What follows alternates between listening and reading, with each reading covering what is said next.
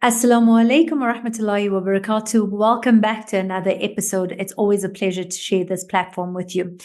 Today's episode is talking about running. No, I'm not telling you to get out there and to put on some sneakers and to start running, because I would have to give myself that advice first. And for all my friends who know that, I'm completely useless.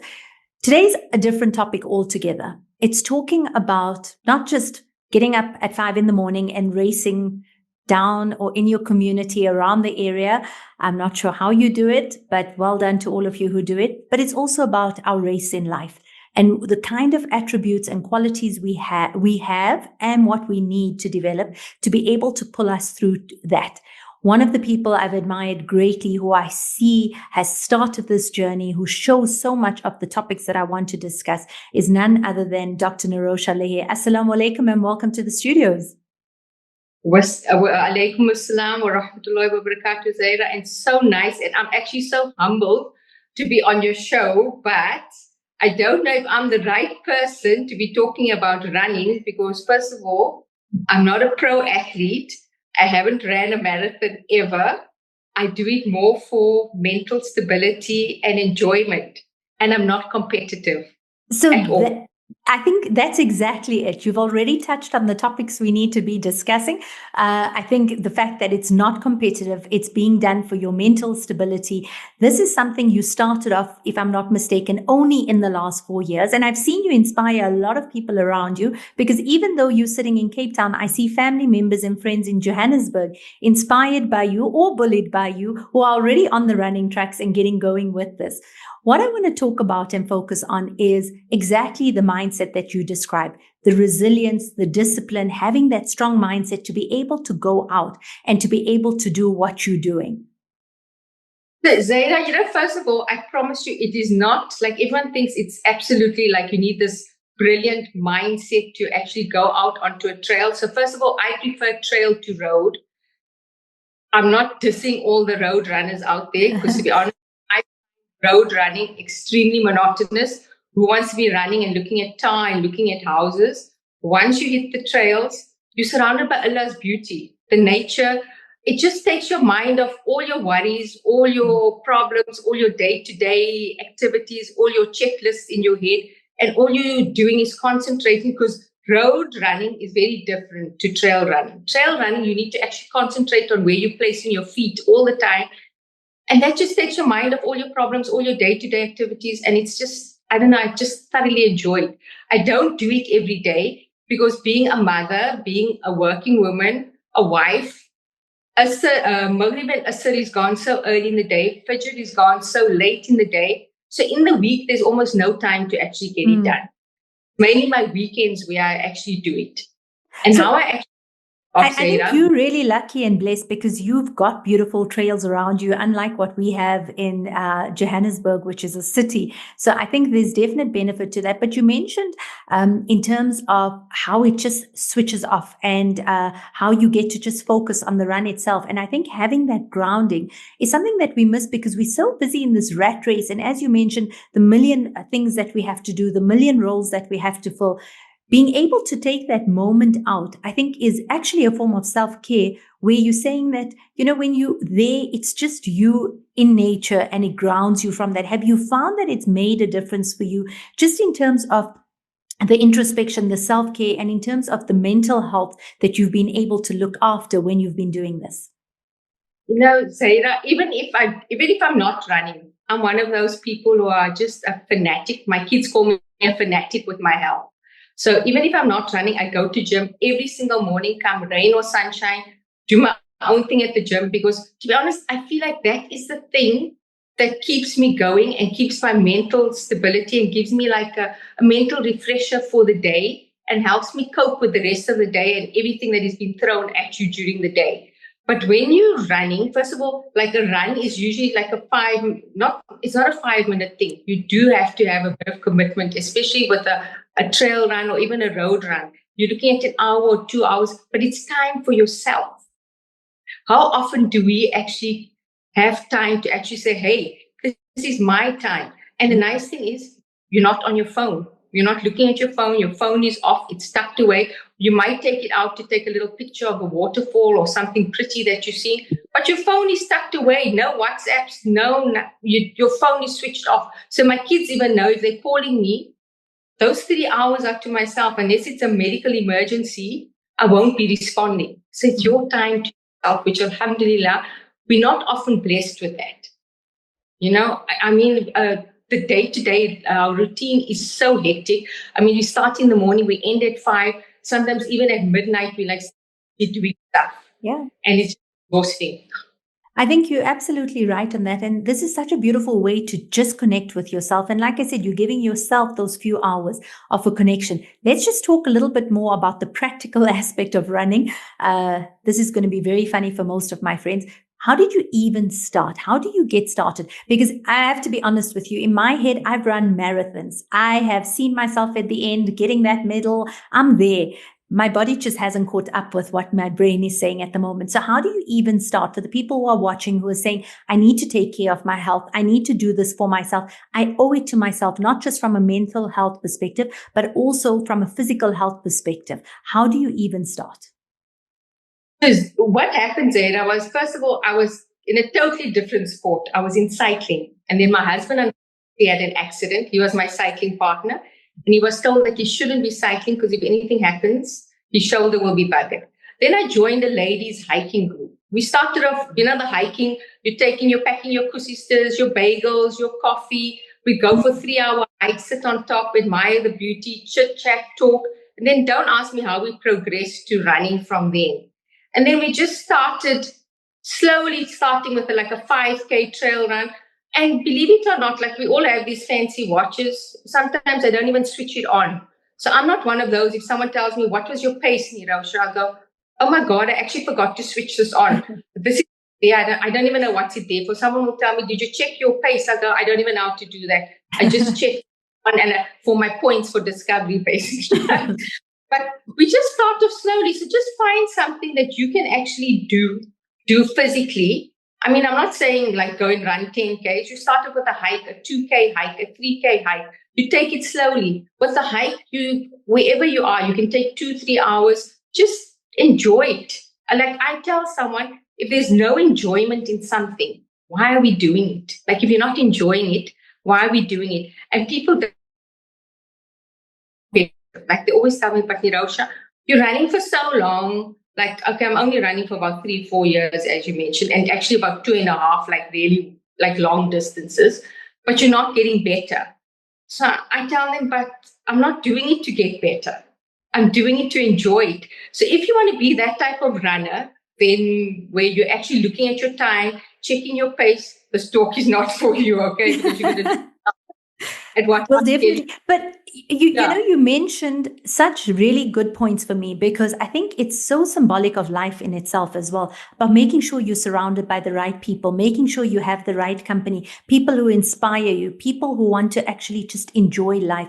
And I think we're at an age where it's not always about competition. It's not always about, I have to finish up first. It's about actually enjoying the moment in the journey. And we keep talking about this in the podcast, about the moment, the power of now, just enjoying this moment. And I think you've said it so brilliantly, because it's about enjoying that moment, enjoying the sceneries around you, but making sure you're surrounded by the right people along your journey who inspire you to keep going. So another thing you also mentioned is about those solo runs where you get to connect with yourself. I think that introspection is amazing. But doing it in a group also brings in accountability, where you're answerable to people. You have to get there, because I know with me, and I'm not sure how you manage this, because with me, if I look at that watch and the weather outside, I'll be sleeping a little bit longer.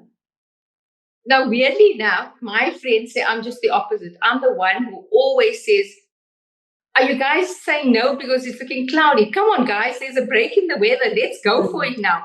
I'm the most spontaneous person. I feel like, I don't know, I've got this weird mindset. Life is short. We don't know when we're going to die. People laugh at me when I say like that. Like you could die in like 3-4 days' time. Just make the most of each day. So if you have that opportunity, like sometimes I finish up work at 5. And the good thing is I have a very good friend that stays like 5 minutes away from me. And we're both spontaneous. She'll message me and say, Nerosha, read your asr. I'll be at your house in 5 minutes. and I'm fetching you. We're going for like a 5K jog. And I'll tell her, okay, then I'll be literally like walking out of the house with my tackies in my hand and I'm joining her. So it's just about being surrounded by people, as you said, that actually also push you, that also accompany and that you enjoy their company. Because I don't find like running alone very enjoyable. If for me, I'm a chatterbox. People even tell me in Cape Town, maybe if you stop talking so much, you might be faster. But I tell them, but then what's the point? I I'm love not that. talking. At the end of every race, even if I'm doing a 25K, I find a friend, which is usually a female, that I just start chatting to on the road. And by the end of the race, we're best of friends. My son will tell me, Mommy, who's that lady that you were? I go, that's Lydia. She's from here and I know her whole life story. And she knows my story. And that's how we just make friends. But it's such an enjoyable time. And you really need like good company and good, like, I don't know, like I enjoy it in the sense that you meet new people all the time. You can connect to people with similar mindsets. And it's all about just enjoying it, not checking how fast you are going. Absolutely. And what I do want to ask you is you sound, for somebody who's disciplined enough, I've heard you through this conversation talking about how it revolves around your Salah time, the fact that if it's not over a weekend, you're still going to the gym during the week. How has that discipline, have you always been someone who's been that disciplined, or have you seen an increase or rather a strengthening of that discipline when you started this running journey? And how does that discipline translate into your family life, your work life, your parenting style, and your relationships around you? So alhamdulillah, like I know it's very hard for mums who have young kids to actually put the time, to get the time for themselves to actually do these things. But even then, like a half an hour simply in the morning or when your kids are at school or nursery school, just find time to do something that you enjoy. I'm not saying it has to be running for anyone, something that you enjoy, but physically. Because I promise you, there are so many studies that actually show exercise is one of the best mental de-stressors. And that's what I tell patients, as a mental antidepressant. There's nothing better than exercise. You don't need to go and run a marathon. I literally tell patients who come into my rooms also suffering from a bit of depression or anxiety, I tell them, I'll book you off for a day. Can I tell you what you must do on that day? Take yourself for a half an hour walk by yourself, obviously in a safe neighborhood, and just walk and think, maybe think your thoughts out aloud, but it's actually been proven that it's been a very good antidepressant. And that's what I think as well. So and you meet so many new people all the time. Absolutely. But when we're talking about this resilience, right? Resilience is the strength that you show up again and again and again. It's not just something that you're born with, it's something that we build. But when you're hitting these walls, because I have no doubt there are times that those runs are difficult or you get hurt and you want to give up. Very much like we said, this whole conversation is so symbolic of how we live our lives as well. But when you hit these barriers and these walls, how do you get past that to be able to get back up, to get back into that again and to continue going forward? Zaina, alhamdulillah, don't ask me why, but Allah has gifted me with such a brilliant, I call it a mindset. Like I can tell someone, if I've entered a race and I wake up that day, if my body is feeling like crap and I've got a pain here and I've got a pain, my knee sore, my calf is sore or something, and I'm just feeling a bit fluish. But if my mind is in the game, my mind is my main thing. If my mind is in the game, I don't quit. I might be the last person coming in at that race, but I've got this mindset where I just don't quit. People laugh at me and tell me, Nerosha, I know you've entered something that's like way above what you should be doing. But because I know it's you, I know you will finish, and I know you will maybe crawl towards the end, but you will be finishing that race. So I honestly believe that if you wake up and your mind is in the game, it's a mental challenge also. And it's a mental game to actually get up every single, I don't do it every single day. For every single race, even if you're feeling crappy, even if you're feeling like your immune system is down, if you have a pain somewhere, like obviously if you can't run it, you can't run it. But if your mind is in the game, that's what's actually more important than your physical strength. And so that makes it more enjoyable. But do you think that people have to be born with this mindset, or do you think this is something that can be developed, especially at our age? So, that's a tough one, Zaira, because I don't know, eh? To be honest, I honestly don't know.